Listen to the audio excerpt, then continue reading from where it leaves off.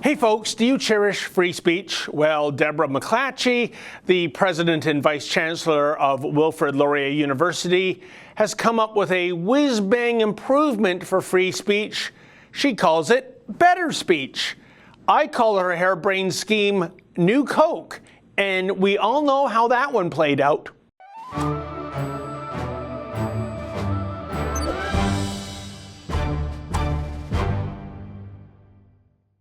Wilfrid Laurier is still recovering from a monumental PR black eye it endured regarding the Lindsay affair last year.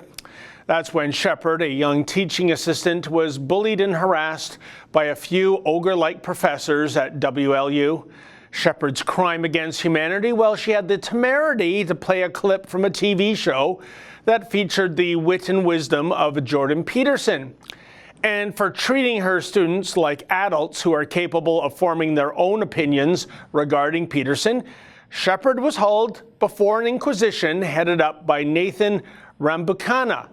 This bully said that running commentary of Peterson unchallenged was, quote, like neutrally playing a speech by Hitler, end quote.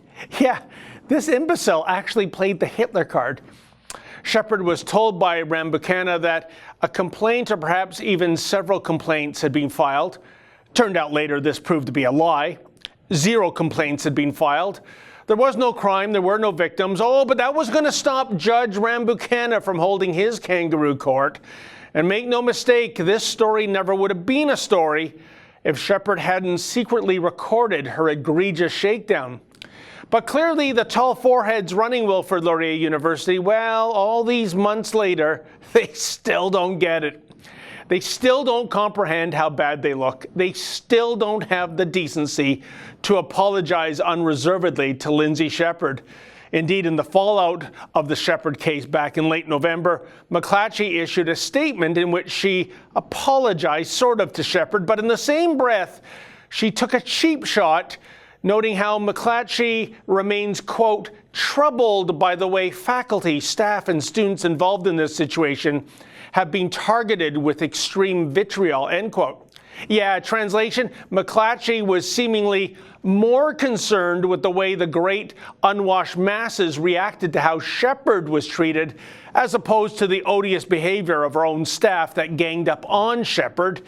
You know, I get the feeling that if Deborah McClatchy was given a pay toilet monopoly at a Tijuana chili eating contest, she'd somehow find a way to screw up that too. As for the pathetic professors who took part in the jihad against Shepherd, they've never been disciplined. In fact, it's somewhat astonishing they still have jobs. I'm assuming they have tenure and are therefore untouchable. All of which brings us to McClatchy's latest attempt at engaging the PR spin cycle. She penned an unintentionally hilarious propaganda piece to propose an alternative to that old dusty claptrap known as free speech, introducing instead something called better speech. Are your spidey senses tingling yet, folks?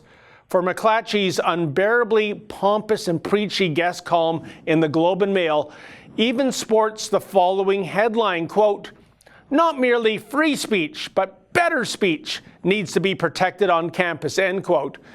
Well, she lost me at the headline because I'd say free speech is already the best kind of speech, and who in their right mind, especially someone who heads up a university, would attach the descriptor merely to free speech?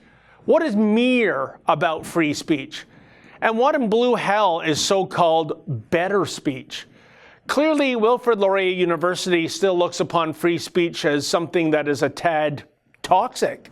Indeed, McClatchy's opinion piece in the Globe is pretty much what you'd expect from an intellectual coward, a heaping helping of meaningless jargon and buzzwords. There's no sense for me to reproduce her pathetic prose verbatim here, folks. If you're really in need of a tranquilizer, I recommend you take Sominex. So it is that I shall cut to the proverbial chase, which has presented several lurid paragraphs into her attempt at damage control. Here goes, quote, In the face of language that threatens the humanity of our students, staff, or faculty, we must continually promote better speech. This means questioning and challenging opinions with sound arguments and evidence. Students and faculty must be able to share views and experiences while simultaneously committing to high ethical and intellectual standards for open, constructive conversations, end quote. Now, wait just a second. Is she inferring that an offensive opinion somehow threatens the humanity? Yeah, the humanity of everyone on campus? Is she mad? And when McClatchy speaks of the desire to have constructive conversations, is the word constructive really a replacement term for censored? Because that's my take. You see, Shepherd did indeed have a constructive conversation with her students, and it resulted in her getting hauled in front of a star chamber of leftist thugs who actually compared her to a fascist. Drilling deeper down into McClatchy's quagmire of a column, one finally zeroes in on, I think, her definition of so-called better speech. Quote, "A university's commitment to better speech demands a long-term focus on creating environments both inside and outside of the classroom, where meaningful dialogue, not individual platforms, is the norm," end quote.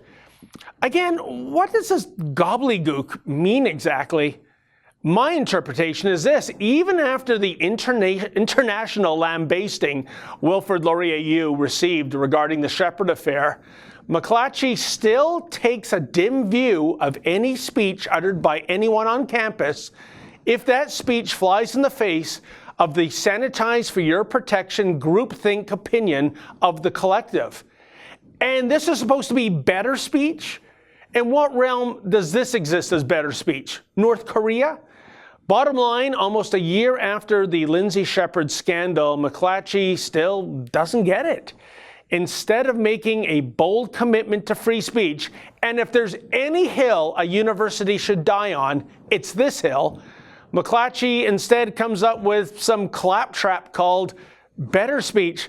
Sorry, Deborah, you have just ushered in Wilfrid Laurier's new Coke moment.